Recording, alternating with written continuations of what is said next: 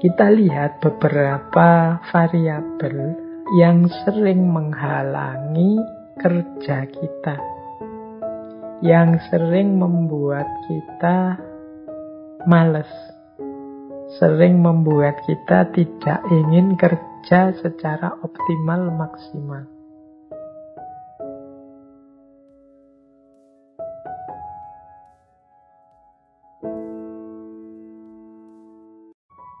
Assalamualaikum warahmatullahi wabarakatuh. Filosofi tentang penegakan nama-nama.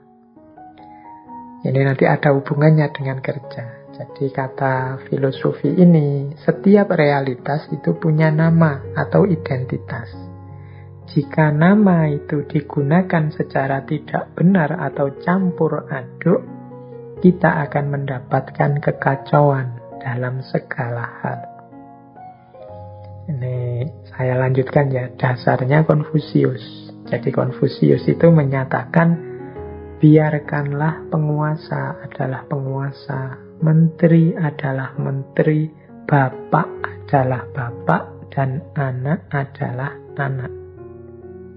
Maksudnya prinsip penegakan nama ini adalah setiap orang hendaknya menjalankan peran sesuai status yang disandangnya. Jadi kita itu sebagai apa sekarang, saat ini, atau di sini. Sementara kalau di sana kita itu sebagai apa. Ini yang disebut nama-nama. Jadi teorinya namanya rectification of behavior. Pentingnya penegakan perilaku. Kalau orang tidak sadar nama-nama, kehidupan ini kacau. Jadi penegakan nama-nama itu teman-teman, yang mahasiswa, ya berperilakulah seperti mahasiswa. Jalankan tugas-tugas sebagai mahasiswa. Yang orang tua, tunjukkan, wujudkan perilaku sebagai orang tua yang baik. Yang pemimpin juga begitu, yang menteri juga begitu, pedagang juga begitu, petani juga begitu.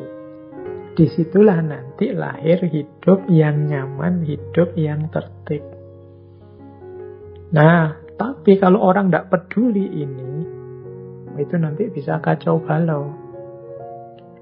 Jadi hari ini kan sering orang ngomong, ini sebenarnya awam loh, tapi gayanya kaya ulama, kaya ustad. Oh ini sebenarnya rakyat, tapi ngalang-alangi presiden. Cara dia ngomong, cara dia berperilaku misalnya. Oh ini dia sebenarnya cuma anggota, tapi gayanya kaya ketua. Oh ini kan kalimat-kalimat ini, ketika memang dalam kenyataan ada yang seperti itu, menunjukkan kacaunya nama-nama. Jadi orang tidak sadar status, posisi, dan peran yang dituntut dari posisinya itu. Kalau orang tidak sadar atau lupa peran yang harus dia mainkan, ya tentu saja ceritanya jadi kacau balau. Kayak kalau film apa drama itu loh, yang harusnya castingnya jadi antagonis, kok malah tidak mau, saya harus protagonis, itu kan filmnya jadi kacau. Nah, hidup dalam nama-nama itu juga begitu. Jadi, demi tertib sosial, tertib politik, kita harus sadar status, identitas, kedudukan kita. Disitulah nanti kita menjalankan sesuai fungsi kita yang sebenarnya. Nah, kerja juga begitu. Berarti kalau kita bekerja, ya kita harus jelas benar status kita apa dan apa yang harus kita lakukan dengan status kerja kita. Kalau dalam organisasi, teori organisasi hari ini kan ada istilah wewenang dan tanggung jawab. Posisiku itu apa, wewenangku apa, tanggung jawabku apa. Sehingga aku harus melakukan ini. Nah, jadi ini namanya Zhengming, penegaan nama-nama. Ya kita harus sadar misalnya, oh saya ini anggota, tidak bisa membuat kebijakan. Paling tinggi yang bisa saya lakukan usul. Sehingga nanti kalau sudah disepakati baru oleh pimpinan, kemudian jadi kebijakan, baru itu bisa jalan. Nah, ini namanya sadar posisi. Oh saya ini posisinya bendahara yang diurusi aspek keuangannya. Kalau urusan sosialnya sudah ada bagian yang lain. Ya ini kesadaran nama-nama namanya. Kita dalam kerja juga begitu. Pertanggungjawaban kita dituntut sesuai posisi, kedudukan, atau nama-nama kita. Jadi ini filosofi selanjutnya. Setelah tadi kita kenal filosofi determinisme dan konstruktivisme, sekarang kita ketemu dengan filosofi Zhengming yang saya ambil dari Konfusianisme. Pentingnya orang sadar posisi, pentingnya orang ngerti statusnya, pentingnya orang ngerti wewenang dan tanggung jawabnya. Sehingga kerja yang dia lakukan akhirnya tepat guna. Tidak melenceng kemana-mana, tidak muncul kekacauan-kekacauan. Baik, kita lanjutkan ya. Sekarang kita masuk ke aspek karakter. Jadi, kerja apapun yang kita lakukan itu tentu saja memerlukan dukungan karakter yang cocok, yang pas. Ini sebenarnya luas sekali dukungan karakter ini, tapi kita coba ya. Ini saya menampilkan beberapa karakter kerja yang sifatnya tidak hanya produktif, tapi juga membahagiakan kita. Kita kerja itu kan ingin memenuhi kebutuhan, ingin eksis, ingin diterima masyarakat. Tentu saja, mengapa sih kok kita ingin diterima masyarakat, ingin eksis, ingin memenuhi kebutuhan? Ya tentu saja demi kita menemukan kebahagiaan dalam hidup. Nah, untuk sampai ke sana itu kan butuh dukungan karakter yang kuat. Nah, ini mungkin bolehlah oleh teman-teman disebut semacam tips. Mungkin lain waktu bisa bikin diskusi sendiri tentang karakter kerja yang mendukung sesuai kedudukan atau posisi atau jabatan teman-teman masing-masing. Ini saya uraikan secara umum saja karakter kerja yang produktif dan membahagiakan.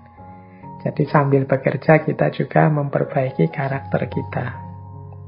Yang pertama menurut saya penting dalam kerja itu adalah optimis. Jadi semangat bahwa yang saya lakukan ini akan berhasil, akan sukses. Mungkin banyak halangannya, tapi insya Allah akan ada hasilnya, ada wujudnya, ada manfaatnya. Ini namanya optimis. Jangan pesimis. Orang bekerja kok pesimis, itu ya pasti dia tidak memberikan sepenuhnya kemampuannya. Dia tidak mengerahkan sepenuhnya kapasitasnya. Wong dia sejak awal sudah pesimis. Sejak awal sudah mengeluh, ngapain sih aku kerja seperti ini? Apa sih hasilnya? Apa ya ada gunanya? Ya kalau sudah seperti ini ya mending mundur sebentar, direnungi lagi. Sampai kita ketemu optimisme dalam kerja. Jadi semangat bahwa yang kita lakukan ini sudah benar, sudah baik, dan nanti akan produktif. Yang kedua, menjadi diri sendiri. Jadi banyak orang yang tidak bahagia dalam bekerja, banyak orang yang tidak nyaman dalam bekerja, karena dia tidak menjadi diri sendiri. Jadi dia mungkin demi uang, demi gaji, demi upah mengorbankan prinsip-prinsipnya, mengorbankan nilai-nilainya. Ini namanya tidak menjadi diri sendiri. Bukan berarti uang tidak penting loh ya, bukan berarti upah itu tidak penting ya. Memang yang kita tunggu kan itu antara lain dalam kerja. Tapi usahakan yang kita lakukan ini tidak nabrak nilai-nilai yang kita yakini, tidak nabrak prinsip-prinsip yang kita pegangi. Jadi kita tetap bisa menjadi diri kita sendiri dalam bekerja. Bukan diri yang terpaksa melakukan sesuatu, bukan diri yang tidak nyaman melakukan sesuatu. Keterpaksaan, ketidaknyamanan, itu menunjukkan kita belum menjadi diri kita sendiri. Kemudian yang ketiga, penting juga kita punya karakter ini. Ini mungkin bagi teman-teman ya yang masih muda-muda ini, ya yang tua juga termasuk, berani memulai. Ya kerja itu kan tidak hanya labor, menjadi pegawai atau buruhnya orang, tapi kan yang lebih utama yang work tadi, berkarya. Halangan paling besar ketika seseorang akan berkarya itu biasanya keberanian untuk memulai. Mikir terus, pertimbangan terus. Akhirnya tidak melangkah-melangkah. Mau melangkah selangkah, mikir. Ini nanti kalau ada halangan gini gimana? Kalau begitu gimana? Kalau ada masalah ini gimana? Kan? Ya wis akhirnya tidak jalan-jalan. Tidak ada keberanian untuk memulai. Jadi berani ini penting teman-teman. Makanya dalam agama itu syaja'ah atau keberanian itu termasuk akhlak yang mahmudah. Banyak orang yang tahu persis mana baik, mana benar, mana utama, mana yang tidak utama dan lain sebagainya. Cuma tidak banyak orang yang mau mengaktualkannya, berani menjalankannya segera. Jadi pertimbangannya macam-macam dulu sebelum menjalankan atau melakukan sesuatu. Nah, maka yuk dimulai, berani. Ini sebenarnya baik Pak, ini sebenarnya prospek Pak. Tapi kalau begini, kalau begitu, terus biasanya terus tidak jalan-jalan. Ayo berani saja. Ada resiko ya. Apa sih di dunia ini yang tidak ada resikonya? Apa sih di dunia ini yang sudah perfect tinggal jalan saja?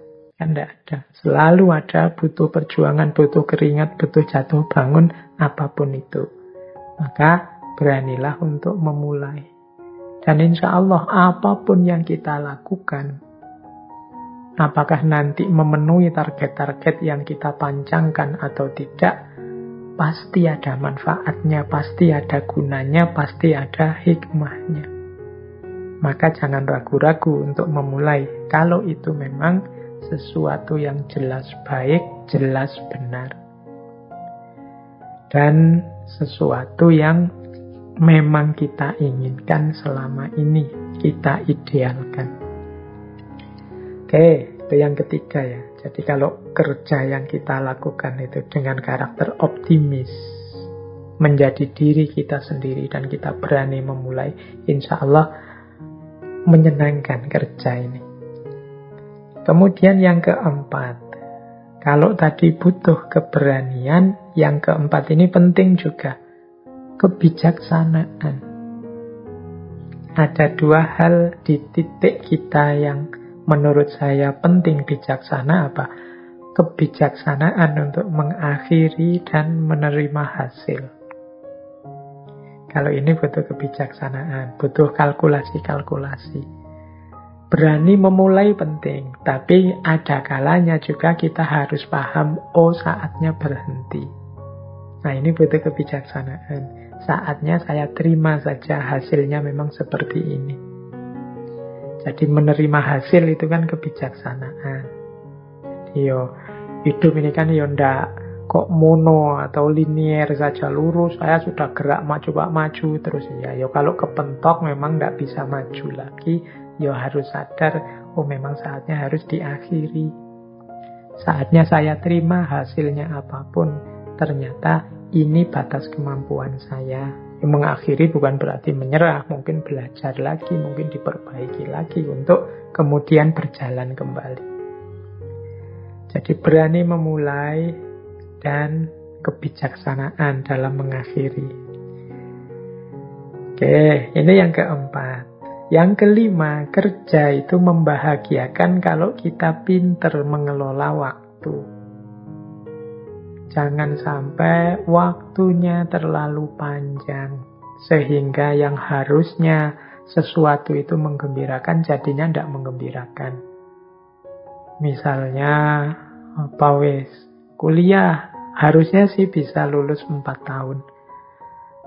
Saya mampu lulus 4 tahun misalnya. Tapi kok terus kita terlena, tidak pinter memanfaatkan waktu, tidak pinter manajemen waktunya, akhirnya sampai semester 12, 13, 14 baru mau lulus. Meskipun nilainya cum laude, tapi kan waktu yang panjang itu mengurangi kenikmatan, kebahagiaan, kepuasan kita. Atau terburu-buru. Nah, sehingga hasilnya tidak maksimal. Ini baik terburu-buru atau terlalu lambat. Itu namanya tidak menghargai waktu. Kita harus pinter ngatur waktu. Karena kalau waktunya pas, cocok, sesuai, itu bahagia kita, nyaman bekerjanya. Tidak dikejar-kejar, tapi juga tidak kemudian terlena, akhirnya malah tidak produktif. Yang keenam, pekerjaan itu akan membahagiakan kalau tidak hanya sesuai target, tapi juga membawa manfaat dan maslahat. Membawa guna, membawa keuntungan, tidak hanya sesuatu yang menghasilkan. Jadi kan ada kalanya kita melakukan sesuatu, memproduk sesuatu, hasil sih, tapi kok terus tidak ada gunanya. Tidak ada manfaatnya, tidak ada maslahatnya. Kita misalnya nulis, sudah capek-capek nulis karena kita nulisnya ternyata mungkin tema yang tidak terlalu urgent, atau sudah terlalu banyak orang nulis tentang itu misalnya, sehingga tulisan kita jadi. Mungkin kita puas, tapi manfaat dan maslahatnya jadinya kurang. Nah ini kan bukan berarti salah, tapi terus bahagianya kita kurang, puasnya jadi kurang. Maka nilai kerja yang menghasilkan manfaat dan maslahat besar itu akan lebih membahagiakan. Ya, pinter-pinter kita membaca situasi sehingga buah dari kinerja kita membawa manfaat dan maslahat, tidak hanya sekedar berhasil. Dan yang terakhir, karakter kerja yang produktif, yang membahagiakan, itu adalah yang ada situasi yang lebih baik. Jadi ada proses menuju kondisi yang lebih baik dari sebelumnya. Jadi sebelum saya melakukan ini, Pak, situasinya begini. Tapi setelah saya melakukan itu, akhirnya berubah. Sebelum saya melakukan ini, orang-orang di sini itu, Pak, musuhan semua. Tapi setelah saya ajak musyawarah, saya ajak rundingan, sekarang pada rukun, mau gotong royong. Ini kan ada situasi lebih baik. Sebelum saya membuat alat ini orang-orang kalau kerja capeknya luar biasa, tapi setelah saya menghasilkan alat ini, itu mereka tidak terlalu capek lagi. Ini kan membahagiakan. Ada situasi yang lebih baik dari sebelumnya. Nah, teman-teman, ini mungkin bisa bahan refleksi kita ya. Mari membangun ini. Kalau kita ingin kerja yang tidak sekedar produktif, tidak sekedar menghasilkan, tidak sekedar membuahkan income untuk kita, tapi juga membahagiakan. Ini ada ciri-cirinya: optimis, jadi diri sendiri, berani memulai, bijaksana mengakhiri, menghargai waktu, membuahkan manfaat, maslahat, dan terjadi proses menjadi lebih baik dari kondisi sebelumnya. Oke. Nah, kalau tadi karakter. Kita lanjut lagi. Ini untuk yang memudahkan kerja, karena sejak awal sudah kita urai betapa pentingnya kerja ini. Kita lihat beberapa variabel yang sering menghalangi kerja kita, yang sering membuat kita malas, sering membuat kita tidak ingin kerja secara optimal maksimal. Jadi ada di catatan saya beberapa hal. Ini karena malam hari ini kita membahasnya dari aspek pembentukan diri dan pemahaman diri. Ada beberapa aspek mental dalam kerja yang sering menghalangi pemenuhan kita secara maksimal terhadap kerja-kerja kita. Kita lihat ya, halangannya apa saja. Halangan yang pertama adalah, ini yang paling sering kita lakukan, yaitu negative thinking. Nah, ya solusinya berarti kebalikannya, positive thinking. Positive thinking dan negative thinking ini sebenarnya tidak ada hubungannya dengan kenyataannya, tapi hubungannya dengan persepsi kita, pandangan kita terhadap sesuatu. Kenyataan itu akan memberikan sesuatu yang positif pada kita atau memberikan sesuatu yang negatif pada kita, itu lebih banyak tergantung pada persepsi kita. Kalau kita negative thinking, ya kita dapatnya yang negatif. Kalau kita positive thinking, ya kita dapatnya yang positif. Banyak orang tidak mau melakukan sesuatu karena negative thinking. Nah, menurut saya, kalau melakukan itu pasti gagal. Menurut saya, kalau berteman dengan dia pasti tersakiti. Menurut saya, kalau kerja di situ pasti nanti sengsara dan lain sebagainya. Menurut saya, kalau saya nulis mesti nanti tidak ada yang senang dengan tulisan saya. Wong sudah banyak yang nulis tentang ini. Menurut saya, kalau saya nanti coba buka usaha mesti rugi, mesti sepi.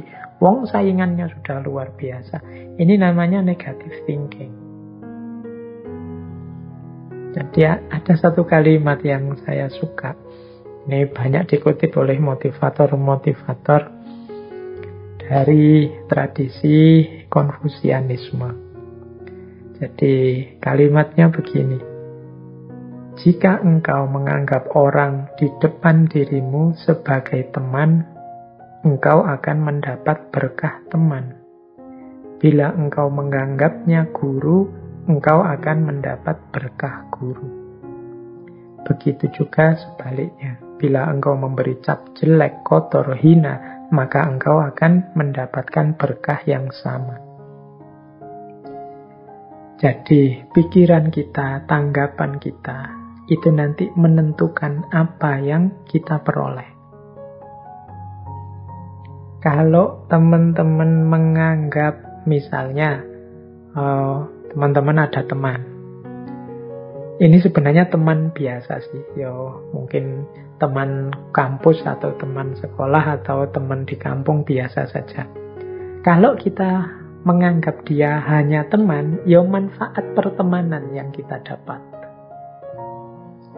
Tapi kalau saya anggap dia tidak sekedar teman, bagi saya dia guru.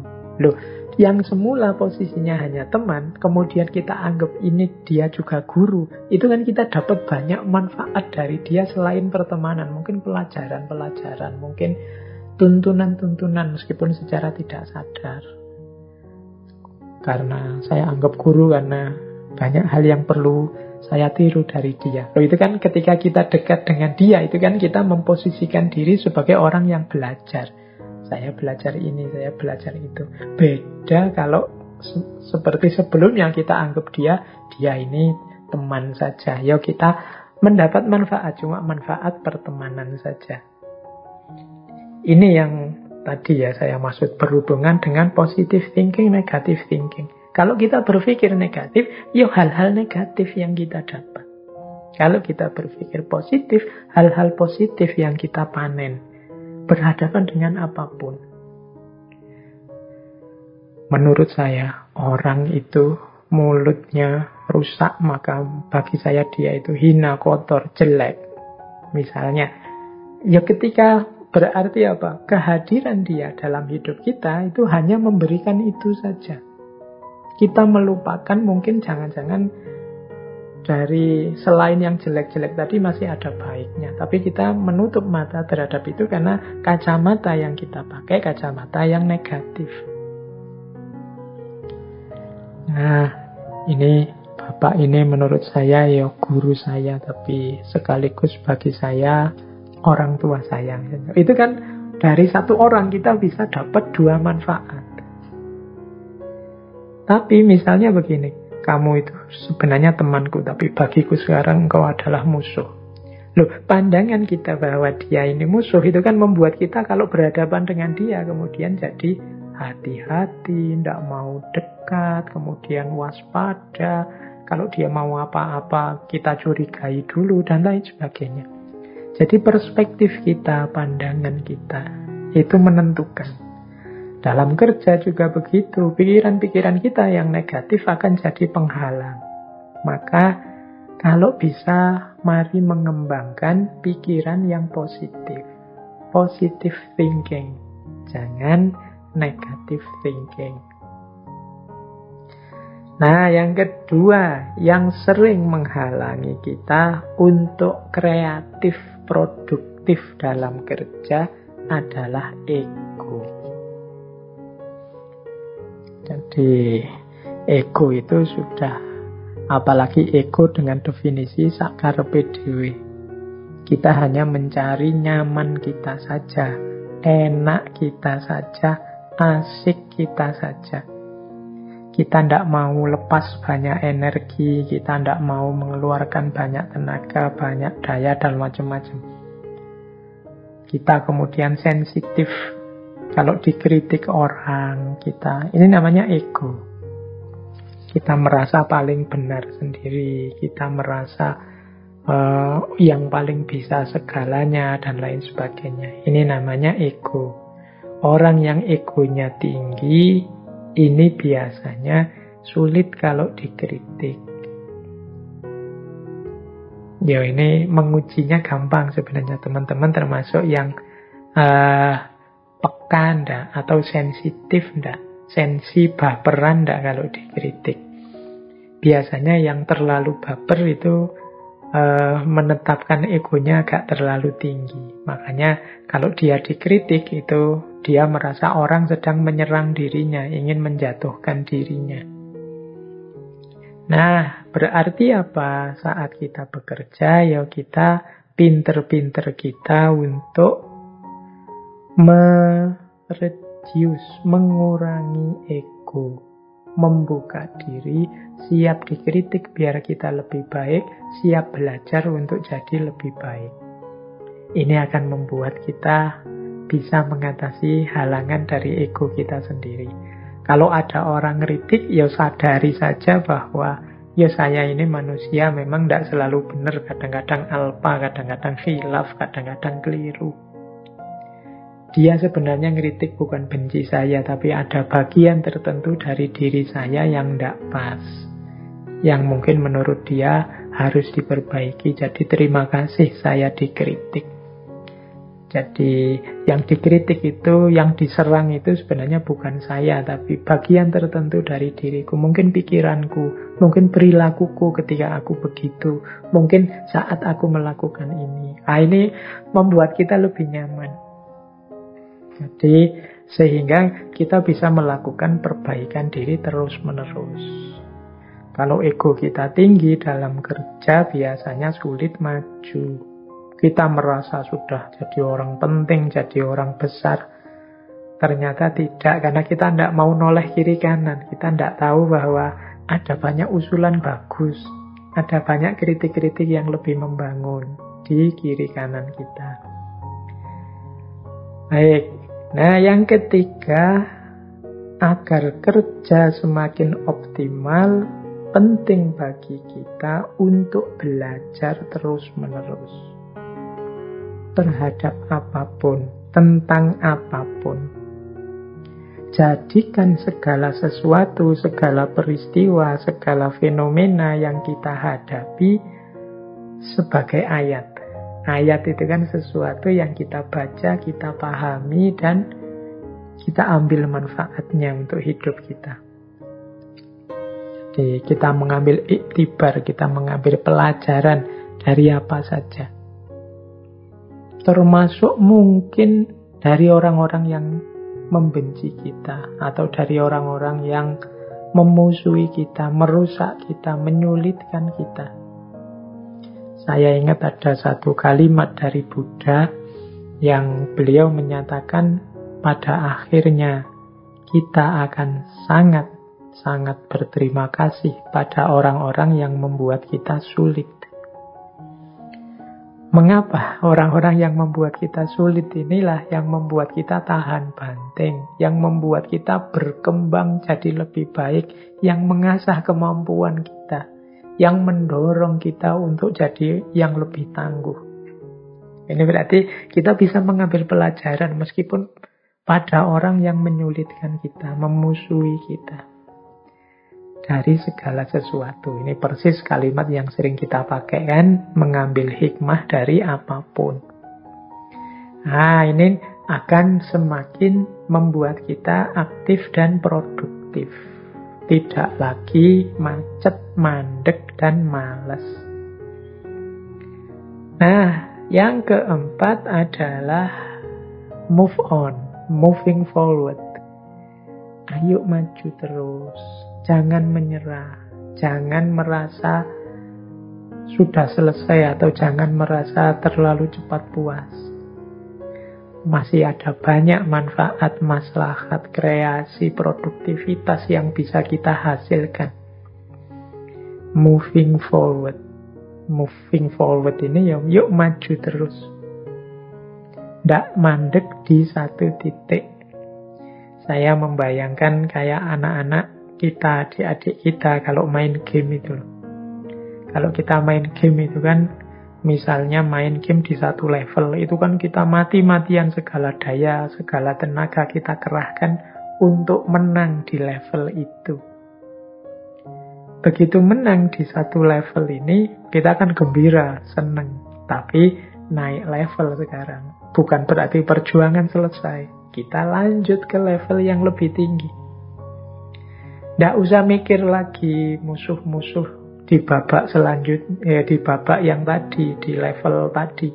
Kita kan gembira menang di level 1 misalnya kan, nggak terus-terusan. Ya sudah, kalau sekarang level 2 yang kita pikir sekarang level 2-nya musuh di level 2. Yang sudah kalah ya sudah, yang sudah kita taklukkan ya sudah. Sekarang saatnya kita mengupgrade diri kita, naik ke level 2.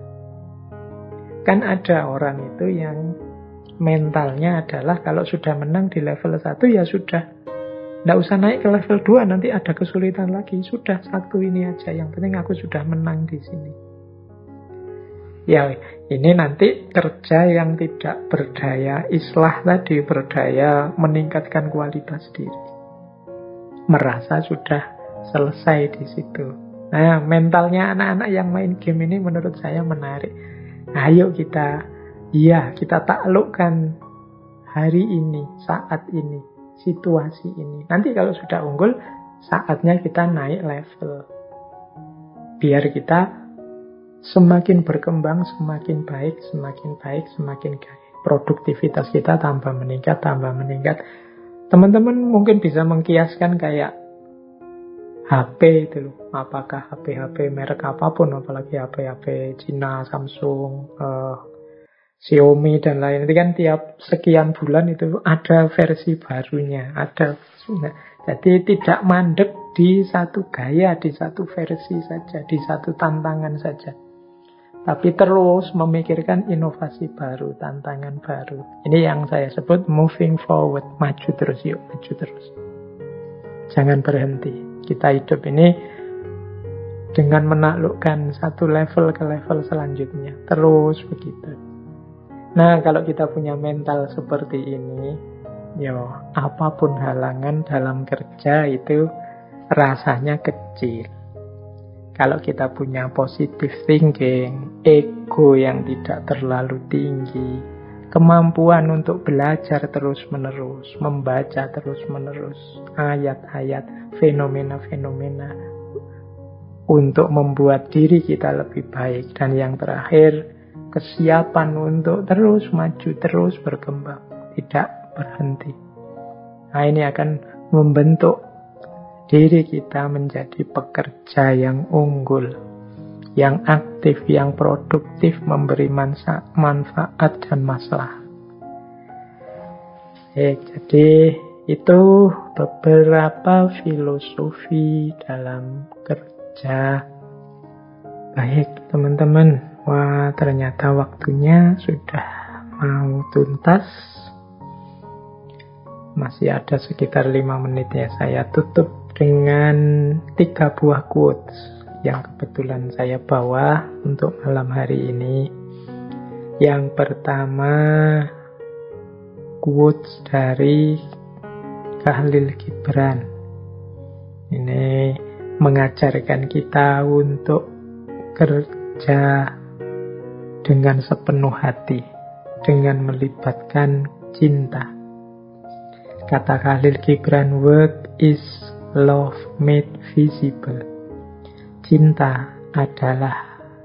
Kerja adalah cinta yang kelihatan. Kalau engkau tidak bisa bekerja dengan cinta, tapi engkau bekerja dengan tanpa rasa, maka lebih baik engkau tinggalkan pekerjaanmu dan duduklah di pintu-pintu kuil, kemudian mengemislah pada mereka yang bekerja dengan kegembiraan. Jadi ini salah satu di antara puisinya Gibran yang terkenal tentang kerja. Kerja itu adalah manifestasi lahiriah dari cinta. Orang yang mencintai itu tidak mungkin dia diam. Pasti dia akan mengekspresikan cinta yang ada dalam dirinya dalam bentuk kerja-kerja yang konkret. Apakah itu cinta pada diri, cinta pada keluarga, cinta pada sesama, cinta pada semesta. Jangan sampai kita ini seperti robot yang melakukan kerja macam-macam tapi tidak ada rasanya sama sekali. Tidak mengerti makna dan tidak sadar mengapa aku melakukan itu atau tidak melakukan itu. Bahkan disindir oleh Gibran, ya kalau kita mentalnya seperti itu, udahlah tidak usah kerja, ngemis saja. Daripada capek-capek tapi tidak ada maknanya terhadap dirimu. Nah, ini sindiran kerasnya Khalil Gibran. Berarti kerja apapun yang kita lakukan, mari lakukan sepenuh hati. Tumbuh dari kecintaan kita terhadap hidup ini. Baik itu diri kita sendiri, keluarga kita, lingkungan kita, bahkan alam semesta. Nah, ini pesannya Gibran. Yang kedua, ada pesan juga yang menarik dari Arnold Toynbee. Ini sejarawan dari Inggris yang masyhur sekali. Ini dulu pernah juga kita kutip quotes ini di sesi permainan. Kata Toynbee, the supreme accomplishment is to blur the line between work and play. Prestasi yang puncak, capaian yang paling tinggi adalah ketika tidak jelas lagi atau bercampur garis antara kerja dan bermain. Jadi kita ini sukses dalam kerja kalau kita mampu bekerja sebagaimana kita bermain. Bermain itu kan capek seperti bekerja, butuh pikiran, butuh daya, butuh tenaga, sama capeknya kayak kerja. Tapi dalam bermain kita merasakan kegembiraan, kebahagiaan. Maka puncak capaian kita dalam bekerja adalah kalau kita merasa segembira dan sebahagia sama seperti saat kita bermain dalam kerja. Jadi kalau kita bekerja kok gembiranya dan bahagianya sama seperti kalau kita bermain, itulah supreme accomplishment, capaian yang paling puncak. Yo, monggo teman-teman dengan strateginya masing-masing bagaimana nanti bisa mencintai dan menggembirai apapun kerja yang kita lakukan. Terakhir, ini dari Napoleon Hill. Don't wait, the time will never be just right. Jangan menunggu, jangan banyak alasan, jangan mencari dalih-dalih untuk memulai satu pekerjaan. Karena the time will never be just right. Karena ya kalau memang kita cari-cari waktu yang tepat atau situasi yang tepat, tidak akan pernah ketemu. Selalu saja ada kurangnya, selalu saja ada ndak pasnya. Karena kuncinya tidak pada ruang dan waktunya, tetapi pada kesungguhan dan diri kita sendiri. Untuk mau dan berani memulai. Maka jangan menunggu. Jangan mencari waktu dan ruang yang perfect, yang sempurna. Tidak akan pernah ketemu.